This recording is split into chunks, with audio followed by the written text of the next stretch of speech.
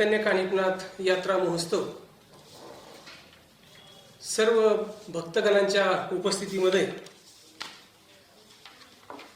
खऱ्या अर्थानं या ठिकाणी सुरू झालेला आहे। यामध्ये 2 मार्च 2026 कैकाड्यांची मानाची काठी व गोपाळ समाजाची मानाची होळी पेटवून या ठिकाणी यात्रा महोत्सवाला प्रारंभ अत्यंत थाटामाटात या ठिकाणी सुरू झालेला आहे।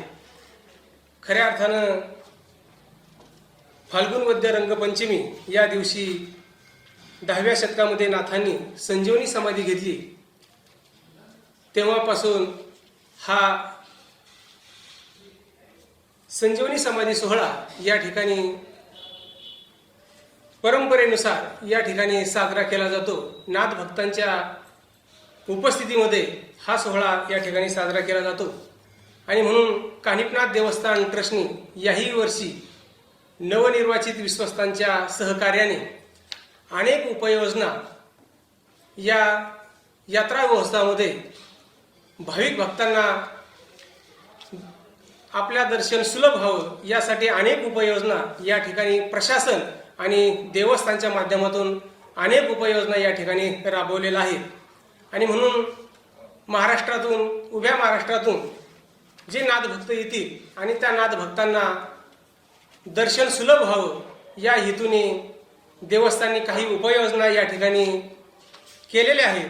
आणि म्हणून त्या ठिकाणी प्रथमतः आपण जर पाहिलं तर रंगपंचमीच्या दिवशी याही वर्षी मोठ्या प्रमाणामध्ये भक्तगण नाथ भक्त या ठिकाणी दाखल होणार आहे आणि म्हणून या नाथ भक्तांना सुलभ दर्शन व्हावं, कुठलीही चेंगराचेंगरी होऊ नये यासाठी अनेक उपाययोजना या ठिकाणी देवस्थानने राबवलेल्या आहेत। त्यामध्ये प्रथमतः CCTV आहेत। मंदिर परिसरामध्ये जवळजवळ देवस्थाननी 70 CCTV या ठिकाणी बसवलेले आहेत। त्याचप्रमाणे प्रशासन असेल, आरोग्य सेवक असेल, वितरण असेल, अग्निशमन दल असेल, यामध्ये त्यांची भोजन व्यवस्था या ठिकाणी देवस्थाननी केलेली आहे। त्याचबरोबर देवस्थानच्या हद्दीमध्ये जवळजवळ 38 एकरामध्ये वाहनतळ भव्य दिव्य स्वरूपात या ठिकाणी केलेलं आहे। त्या ठिकाणी लाईटची व्यवस्था असेल, पाण्याची व्यवस्था असेल, अशा मोठ्या वाहनतळ व्यवस्थेमध्ये देवस्थाननी या ठिकाणी केलेली आहे। त्याचबरोबर देवस्थानमध्ये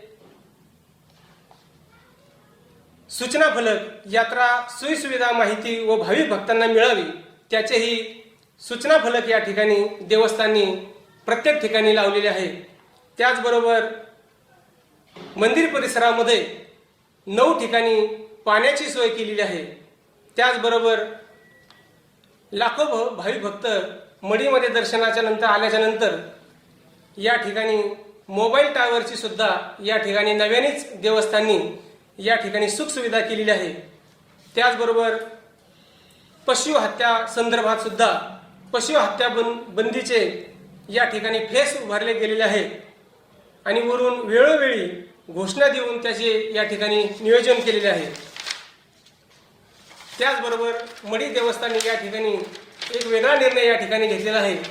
अनेक भाविक भक्त या ठिकाणी येतो आणि म्हणून त्यांना त्रास होऊ नये आणि म्हणून यावेळेस देवस्थानी डीजे बंदी या ठिकाणी केलेली आहे।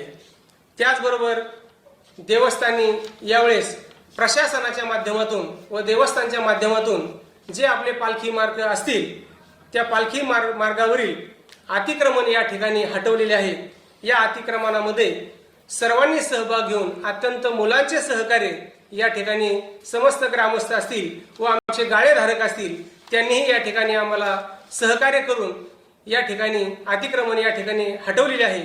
त्यामुळे भाविक भक्तांनी या ठिकाणी सुलभ दर्शन होईल।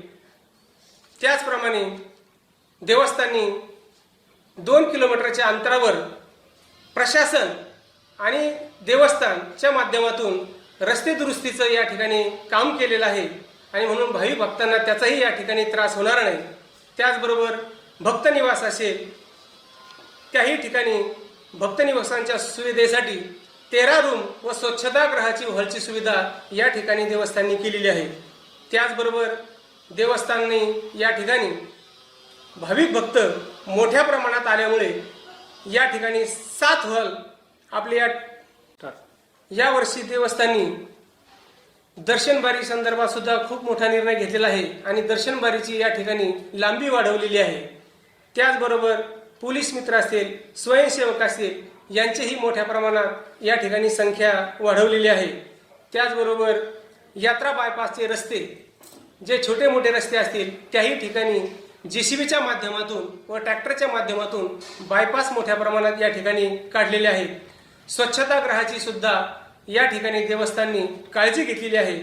त्याचबरोबर लाईटचे स्ट्रक्चर ऑडिट या ठिकाणी केलेले आहे। त्याचबरोबर रुग्णवाहिका या ठिकाणी आरोग्य विभाग व जगदंबा देवी देवस्थान ट्रस्ट मोहोटे व हुतात्मा बाबू गेनू शिक्षण संस्था निंबोडी यांचेही या ठिकाणी सहकार्य लाभलेले आहे। त्यांच्याही स्वरूपामध्ये रुग्णवाहिका या ठिकाणी आम्हाला देवस्थानला उपलब्ध झालेली आहे। त्यावर आपण आपत्कालीन व्यवस्थेवर या ठिकाणी काम करू शकतो। त्याचबरोबर वीज पुरवठा असेल, ध्यान मंदिर असेल, या ध्यान मंदिरामध्ये यात्रा कालावधीमध्ये हे ध्यान मंदिर बंद ठेवले जाणार आहे। त्याचप्रमाणे भाविकांच्या माहितीसाठी ज्या ठिकाणी वाहनतळ आहे त्याच ठिकाणी नियोजन केले असून तशी प्रसिद्धी या ठिकाणी आम्ही केलेली आहे। त्यासाठी पार्किंग नकाशा ठिकठिकाणी लावले गेलेले आहेत।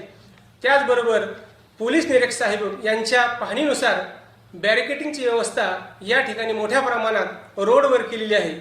त्याचबरोबर यात्रा गर्दीवर लक्ष ठेवून योजना करण्यासाठी व देव ट्रस्ट या ठिकाणी 2 कॅमेऱ्यांचे या ठिकाणी आपण नियोजन केलेले आहे। ड्रोनच्या माध्यमातून आपल्याला यात्रेवर प्रकाश झोत टाकता येईल। त्या माध्यमातूनही सुद्धा देवस्थाननी चांगला या ठिकाणी निर्णय घेतलेला आहे। त्याचबरोबर या देवस्थानच्या सहकार्यामध्ये आमच्या पाथर्डी तालुक्याच्या शेवगावच्या लाडके आमदार आदरणीय मोनिकाताई राजीव राजळे यांचंही या ठिकाणी मोलाचं सहकार्य आम्हाला या ठिकाणी लाभलेलं आहे। त्यांच्या माध्यमातून प्रशासनाची या ठिकाणी पाथर्डी येथे सुद्धा मीटिंग या ठिकाणी झालेली आहे आणि त्यांच्या माध्यमातून मोठा फोर्स आम्हाला या देवस्थानच्या कामी या ठिकाणी आलेला आहे।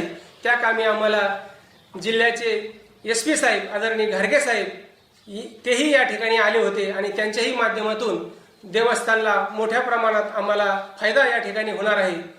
प्रशासनाच्या माध्यमातून या ठिकाणी आमचे प्रांत अधिकारी आदरणीय प्रसादजी मते साहेब, त्याचबरोबर तहसीलदार उद्धवजी नाईक व पाथर्डी तालुक्याचे पोलीस निरीक्षक आदरणीय पुजारी साहेब यांचंही या ठिकाणी देवस्थानला खूप मोठं सहकार्य लाभलेलं आहे। आणि म्हणून प्रशासन आणि देवस्थान सर्व भाविक भक्तांना एक विनंती करण्यात येते की रंगपंचमीच्या आदल्या दिवशी म्हणजे चतुर्थीला आपण मोठ्या प्रमाणामध्ये या मढीनगरीमध्ये दाखल व्हावं। या ठिकाणी आपण घरापासून लवकर निघावं आणि या मढीनगरीमध्ये यावं। येताना आपण प्रवास सावकाश करावा। येताना आपण मौल्यवान वस्तू या ठिकाणी आणू नये। त्याचबरोबर आपण प्रशासनाच्या माध्यमातून एकेरी वाहतुकीचे पालन करावं असं या ठिकाणी मी देवस्थानच्या वतीने आपल्याला सांगू इच्छितो। या मढीनगरीमध्ये सर्व भाविक भक्तांचे सहर्ष स्वागत या ठिकाणी करण्यात येणार आहे। सर्व मढी देवस्थान आमचे विश्वस्त मंडळ आपल्या सेवेसाठी सज्ज आहे। आपण सर्वांनी मढी देवस्थानचे विश्वस्त मंडळाला व प्रशासनाला खूप मोठं सहकार्य करावं अशी या ठिकाणी आपल्याला विनंती करतो आणि आपला प्रवास सुखकर हो अशी या ठिकाणी सदिच्छा व्यक्त करतो। या ठिकाणी संतांनी जो आम्हाला मार्ग दाखवून दिलेला आहे, संत तुकाराम महाराज म्हणतात की मार्ग दाखवून गेले आधी दयानिधी संत ते। ज्या संतांनी आम्हाला मार्ग लावून दिला त्या संत परंपरेनुसार आम्ही चालू असं या ठिकाणी नमूद करतो आणि या ठिकाणी थांबतो। धन्यवाद।